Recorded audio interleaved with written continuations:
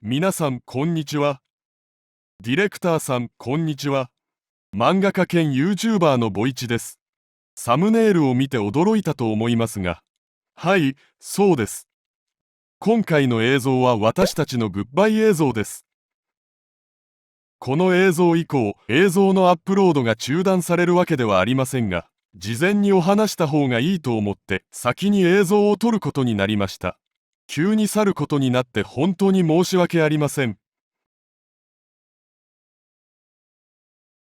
まず、世界の漫画家志望生たちに本当に申し訳ないことになりました。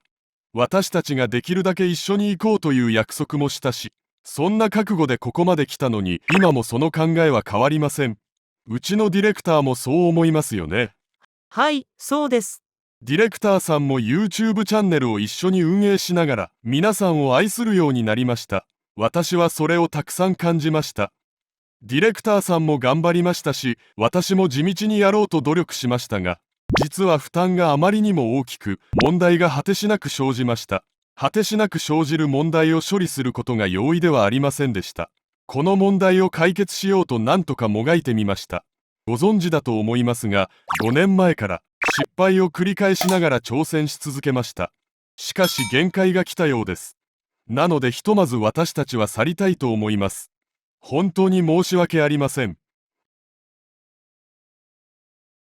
残りの映像が仕上がる時点はおよそ7月くらいになると思います。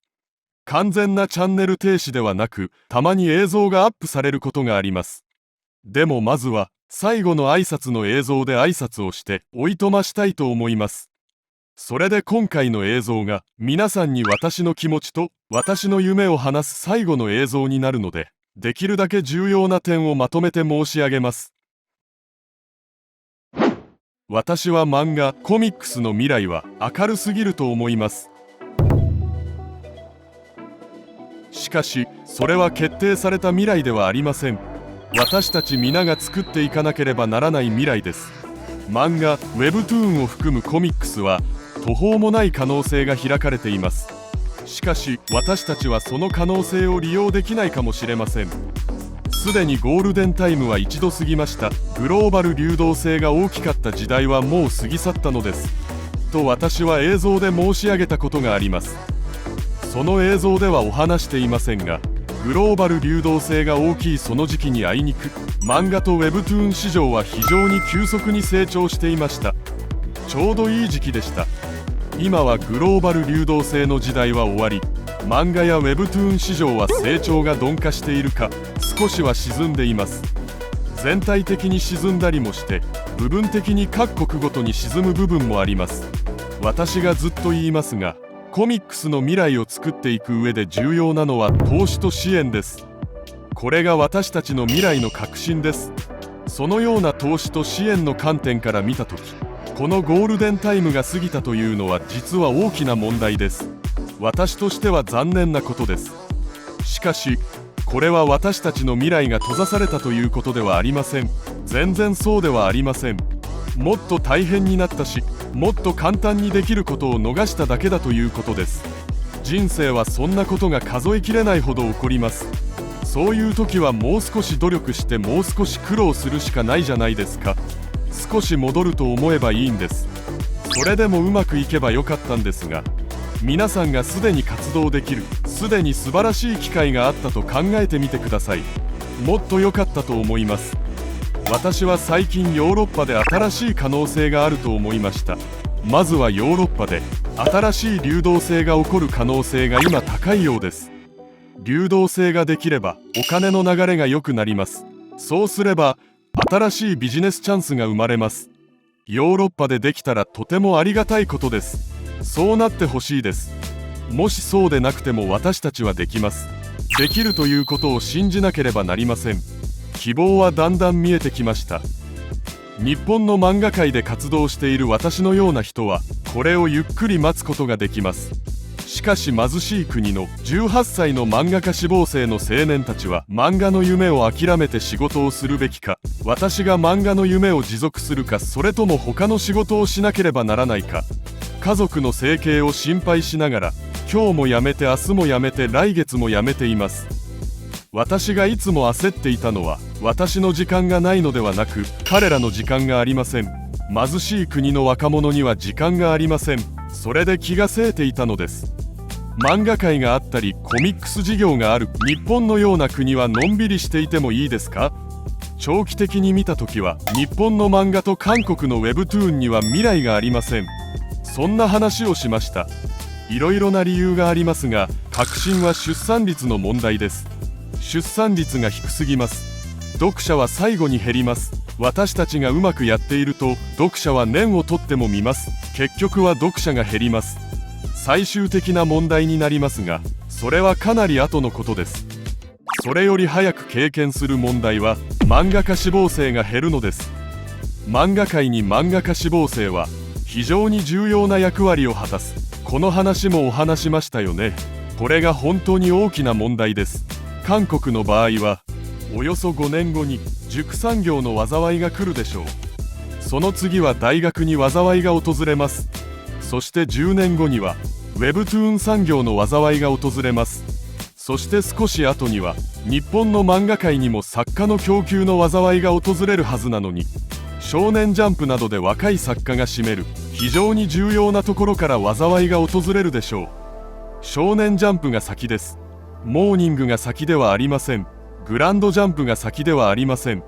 少年マガジンより少年ジャンプが先にそれを経験するでしょう。若い作家に依存しているからです。これは避ける方法がありません。当然解決策を見つける必要があります。日本漫画と韓国の Webtoon 産業に対する両国共通の問題であり、この解決策を国内でも探さないといけないけど、外部からも探さなければなりません。すなわちグローバルビジネスの展開、世界漫画界の誕生、外国漫画人材の養成、作家数の足りないところの迎え入れなど、こういう解決策を見つけなければなりません。その中で私が考える愚かな解決策は AI で代替するということですね。現在は AI という修飾語をつければ何でも解決しそうな雰囲気ですが、それは本当に大きな勘違いです。これを錯覚だと確信する理由があります。私が約30年前に映画産業の全てを 3D で解決できる、そういう話がたくさんあった時代にもあったし、26年から27年前くらいにインタラクティブが全てを解決してくれるだろうというような時代がありました。皆さんはそんな時代を覚えていますか？私は忘れていません。その時も万能であるかのように、今の AI のように 3D は映画の解決策だ。高価な俳優たちの時代はもう終わった。俳優の職業自体が終わったという話もあったし、しかし文化コンテンツ産業はそうではありません。それと同じように AI を解決策として使うということは長期的に見れば愚かな戦略です。私たちは人間で解決しなければなりません。私はコミックス産業の未来についてずっといろんなことを考えていました。コミックス産業の未来はこうあるべきだという私の考えを一度申し上げます。私が強調し続けていますが、コミックス産業は皆が一つの家族です。お互いが敵ではありません。どれが勝てばどれは負けることになる。私が勝てば相手は負けるだろうとお考えでしたら、それは私たちの世界の敵です。ひいては人類の敵だと思います。私の実の兄に勝って実の兄は私に負けた。これでは家族とは言えませんよね。このようにお考えになると何か勘違いされることになります。私たちはみんな一つの家族であるという認識が必要です。単純に家族という認識だけで終わってはいけません。この認識はビジネスチャンスということも認識しなければなりません。私たちは一つのビジネスを結合しなければならないし、みんな一緒に成長しないといけません。漫画だけ成長すればいいというわけでもありません。Webtoon、アメリカコミックスみんな一緒に成長しなければなりません。学習漫画、時事漫画、カートゥーン、すべて一緒に成長する必要があります。みんなが一つのビジネスとして共に成長しなければなりません。皆で一つのビジネスになると考えてみてください。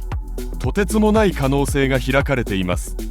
漫画とコミックスを愛しているなら当然そうすべきです。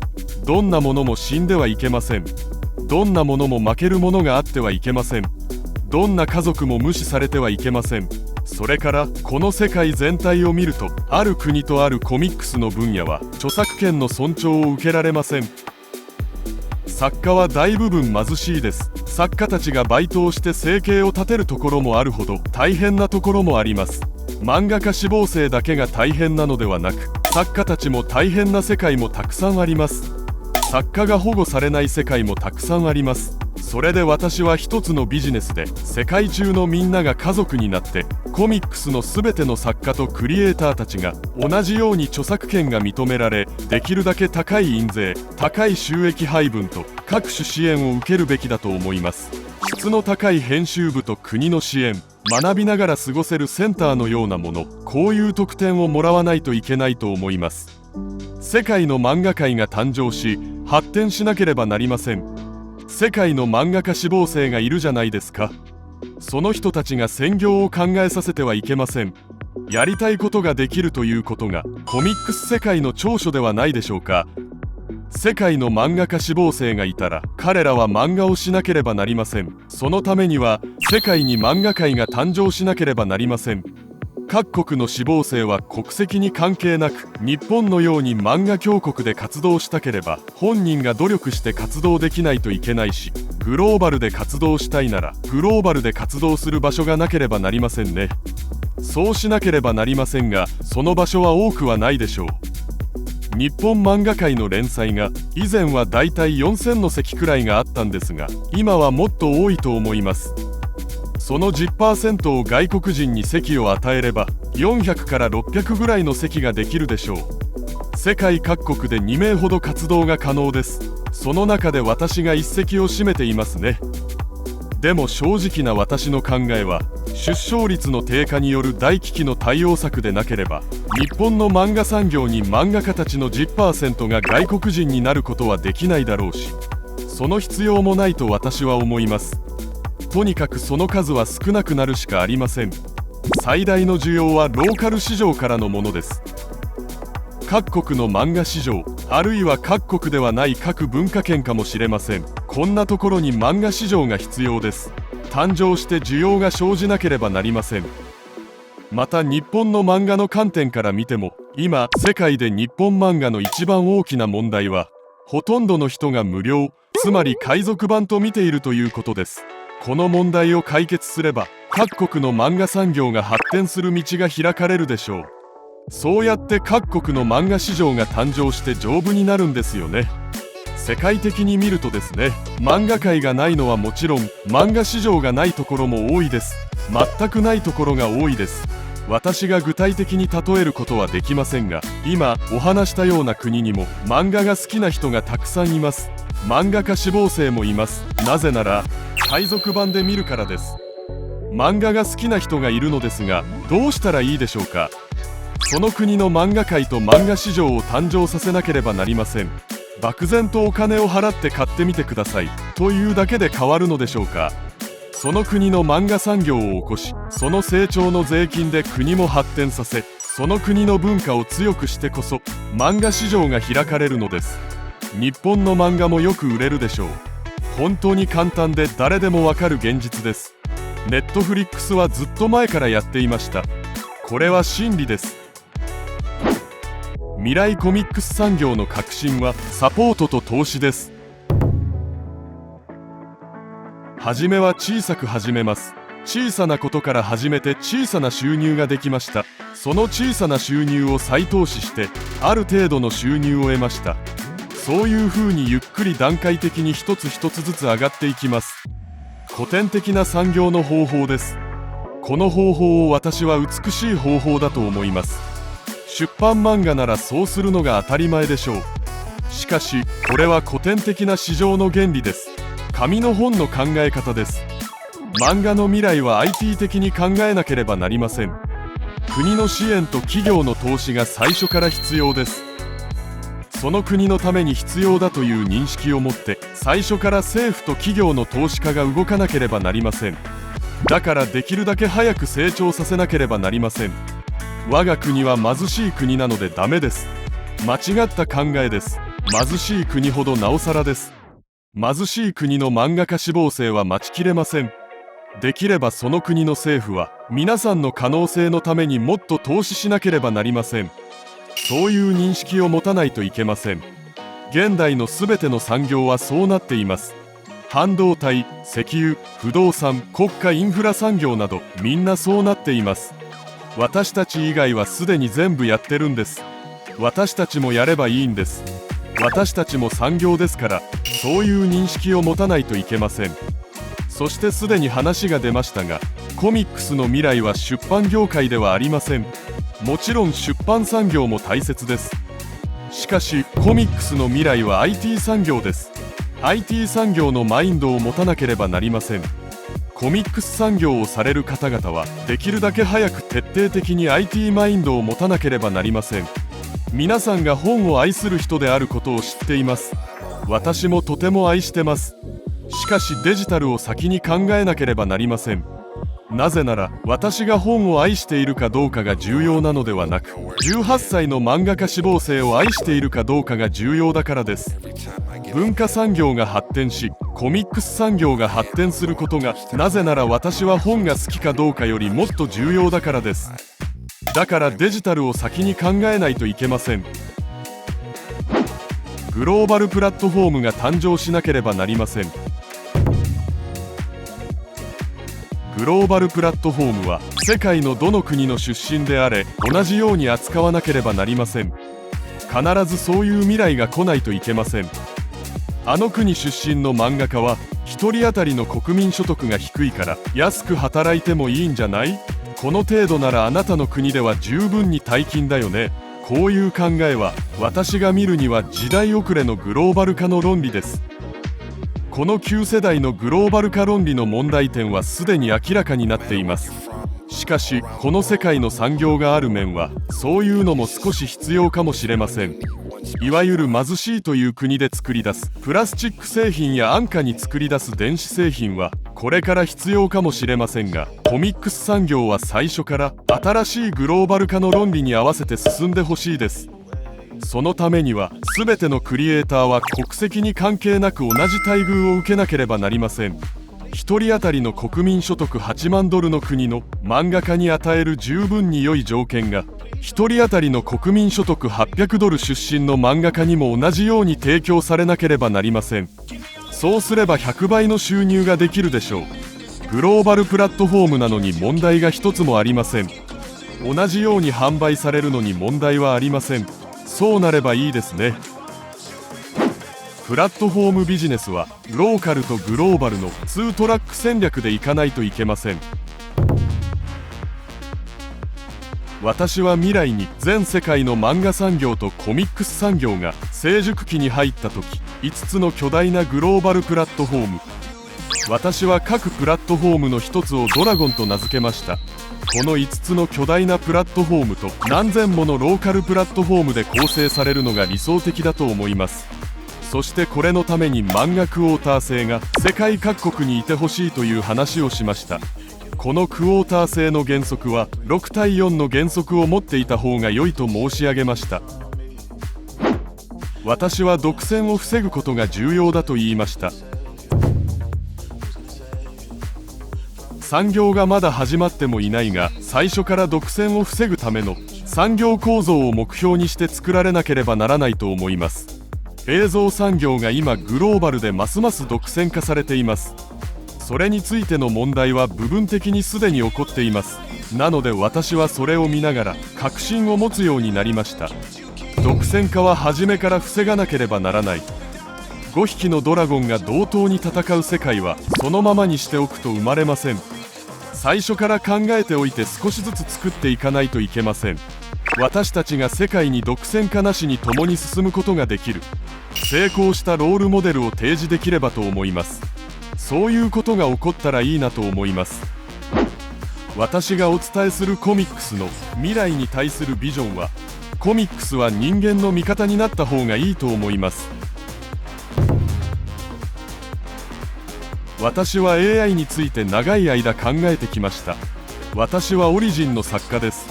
2002年10月に AI ブームが始まる以前から AI について一生懸命考えてきたし、いろいろな出来事を合わせたりしました。関心のある方はオリジンをご覧ください。私はオリジンの作家なので AI が大好きです。肯定的に考えています。しかし 3D がトム・クルーズに変わる必要がないように誰もが使う必要はありません。この世界のある部分はそれが小さな部分だとしても純粋な人間の味方であることもあればいいのではないでしょうか。私たちが人間の味方になった方がいいと思いました。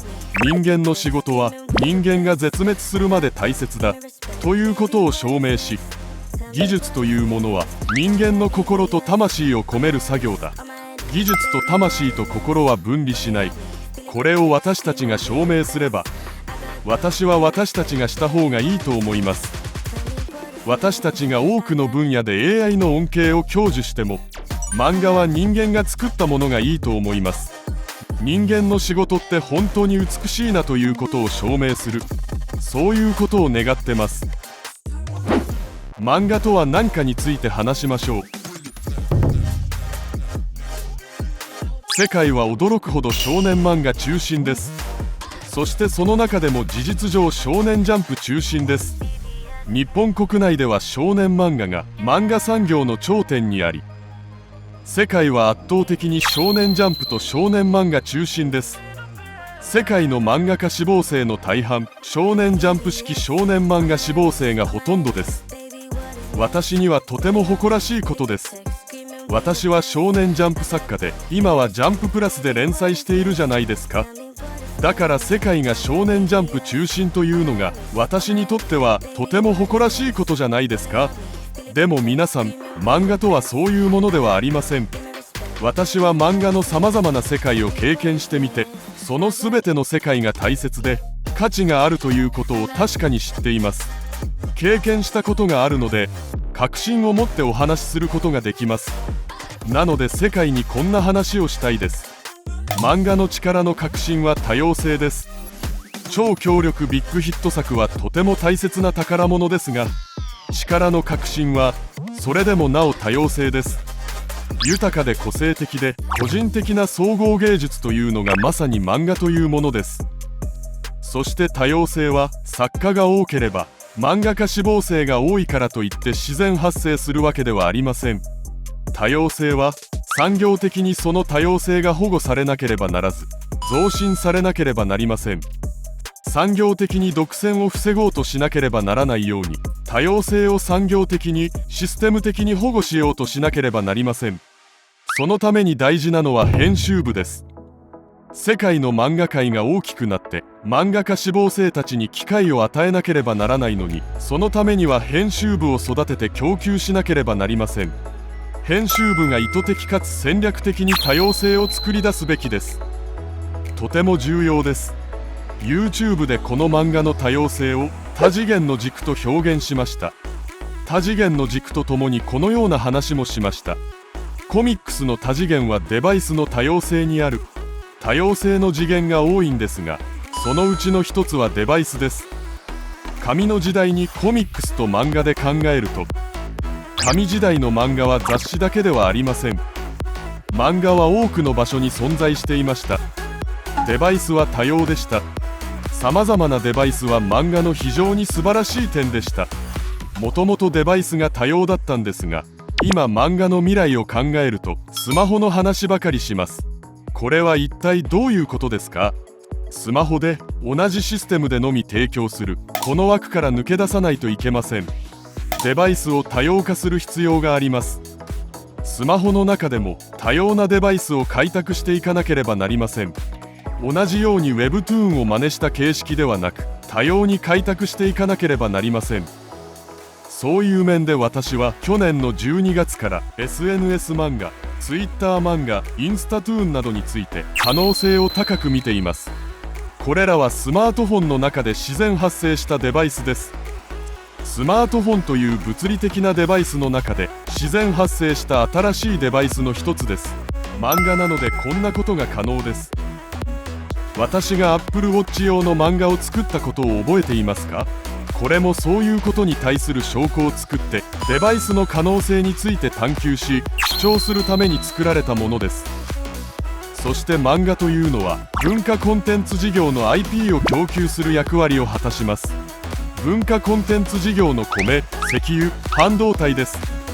これは私たちが果てしなく主張したキャンペーンでした。そのためどの国が私たちも文化強国になりたい、文化コンテンツで世界を席巻してみたいと思ったら、一番先にしなければならないことはその国の豊かな漫画とコミックスが誕生するようにするのです。純粋にその国の人たちが考えて、その国の人たちが描いて、その国が著作権を所有しているような漫画やコミックス産業を誕生させると、それが文化の石油、半導体、米のような役割をしながら、そこから供給された多様な豊かで多様な文化コンテンツ産業が発達できるようになるのです。このような点を私は世界各国の政府と国民が注目すべきだと思います。そして特にその国で漫画事業に対する夢がある方々が、漫画とコミックスはそういうものだということを胸の奥に深く刻まなければならないと思います。漫画にはそんな力があります。こういう言葉を YouTube でお伝えしました。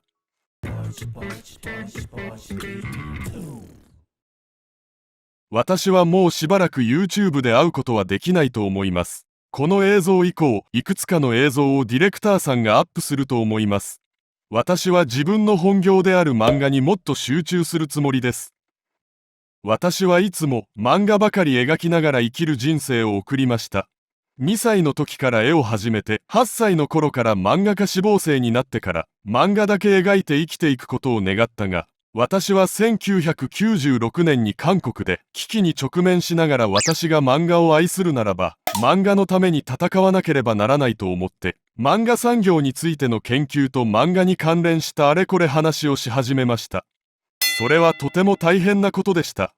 だから世界漫画未来のために努力する今も、これもとても大変なことだということをよく知っています。ある人たちは時々私にそう尋ねます。どうしてそんなに多くのことができるのか、どうしてこんなにずっと仕事ができるのか。本当に漫画に詳しい一部はまたこう尋ねます。ドクターストーンというヒット作も出して年齢も若くもないのに、どうしてまだ一生懸命漫画ができるのか。それに対する私の考えはこうです。漫画を描き続けられる理由は、ずっと一生懸命描きたいし、漫画をずっと愛しているからです。重要な理由はこれではないかと思うんですが、他の何かのために働けば人間は働き続けられる。その他の何かは私の家族かもしれないし、それとも私が愛する人、あるいはこの職業そのものかもしれないし、国や世界のためかもしれません。他のために働くなら継続努力ができます。もう最終的に YouTube を離れます。去るからといって私が世界の多くの志望生と漫画とコミックスの未来に対する活動や考えを止めるものではありません。私が諦めずに続けられる理由は私自身のためじゃなくて皆さんのためです。みんな愛してるけど、貧しい国の18歳の若者を特に愛しています。そして以前の映像、不残編でディレクターさんがよく扱ってくれました。すべてはモロッコのある漫画家志望生に対して考えながら始めました。それでこのプロジェクトの名前はモロッコプロジェクトです。YouTube が止まったとしても全てが止まりません。大変でも続きます。彼らのためにすることだからです。皆さんのためにすることです。ボイチビートゥンチャンネルをご覧いただきありがとうございました。